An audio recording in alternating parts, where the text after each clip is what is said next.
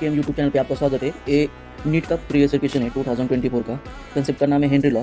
तो क्वेश्चन में बताया है कि द हेनरी लॉ कांस्टेंट के एच का वैल्यू दिया है 145, जिसको ए कहा है, और बी में का बताया कि 2 × 10⁻⁵ और सी का वैल्यू दिया 30 बार। ये सारे किलो बार प्रेशर दिया है, मतलब उनके एच का वैल्यू दिया है और पूछा है कि सॉल्युबिलिटी का ऑर्डर क्या है। तो एक कंसेप्ट बताने से पहले मैं आपको एक बात बताता हूँ कि सॉल्यूशन चैप्टर में फैक्टर अफेक्टिंग सॉल्युबिलिटी ये कंसेप्ट है, फैक्टर अफेक्टिंग सॉल्युबिलिटी। तो उसमें हम देखते हैं कि प्रेशर एक फैक्टर है उसमें, मतलब प्रेशर का रोल क्या होता है सॉल्युबिलिटी में। बट प्रेशर का जो इफेक्ट होता है लिक्विड स्टेट और सॉलिड स्टेट में, उसमें उसका कोई रोल नहीं होता, मतलब कि प्रेशर बढ़ाओ ना तो कम करो, सॉलिड और लिक्विड स्टेट में कोई फर्क पड़ता नहीं। बट प्रेशर गैस स्टेट में इंक्रीज करने पर, प्रेशर इंक्रीज करने पर गैसेस जो होते हैं ना, गैस, उसकी सॉल्युबिलिटी इंक्रीज होती है, उनकी सॉल्युबिलिटी इंक्रीज होती है। अब जो ये प्रेशर और गैसेस का जो रिलेशन है वो जो जिन्होंने दिया है उनका नाम था हेनरी सर, और उन्होंने उस बेसिस पे ही जो लॉ दिया है उसको हम कहते हैं हेनरी लॉ। उस लॉ में सर ने बताया कि प्रेशर इंक्रीज करने पर सॉल्युबिलिटी बढ़ती है, मतलब pressure is directly proportional to solubility, बराबर, pressure is directly proportional to solubility. तो फिर ये जो प्रोपोर्शनल साइन है वो लगाने के लिए तो हमें क्या करना पड़ता है कि कॉन्स्टेंट से मल्टीप्लाई करना पड़ता है। तो मैं यहाँ पे लिख सकता हूँ के एच इंटू यस। ओके, अभी जो के एच है, के एच को हम कहते हैं हेनरी लॉ कांस्टेंट।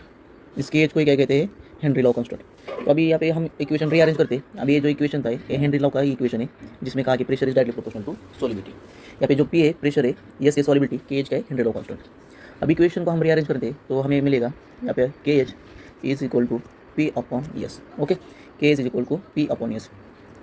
अभी ध्यान से देखें इस इक्वेशन में जो के एच का वैल्यू है ये 1 अपॉन यस है। कैसा है के एच का वैल्यू 1 अपॉन यस, मतलब ये इनवर्सली रिलेशन है। कैसा है इनवर्सली रिलेशन, के एच का वैल्यू अपन पी अपॉन एस है, सॉरी 1 अपॉन एस नहीं, पी अपॉन एस।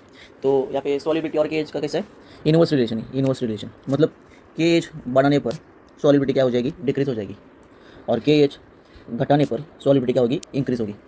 अभी यही यहाँ पे कंसेप्ट है, यही मेन जो कंसेप्ट था यही था कि के एच बढ़ने पर सॉल्युबिलिटी कम होगी और के एच कम होने पर सॉल्युबिलिटी इंक्रीज होगी। अब यहाँ पे सबसे ज़्यादा वैल्यू 145, मतलब इसमें के एच की वैल्यू ज़्यादा है तो इसकी सॉल्युबिलिटी क्या होगी सबसे कम, और सबसे कम यहाँ लिखा यहाँ पे बी में, तो इसकी सॉल्युबिलिटी सबसे ज़्यादा, तो बी का सबसे ज़्यादा सॉल्युबिलिटी और ए का सबसे कम, ऐसा इक्वेशन ऐसा ऑर्डर कहाँ पे।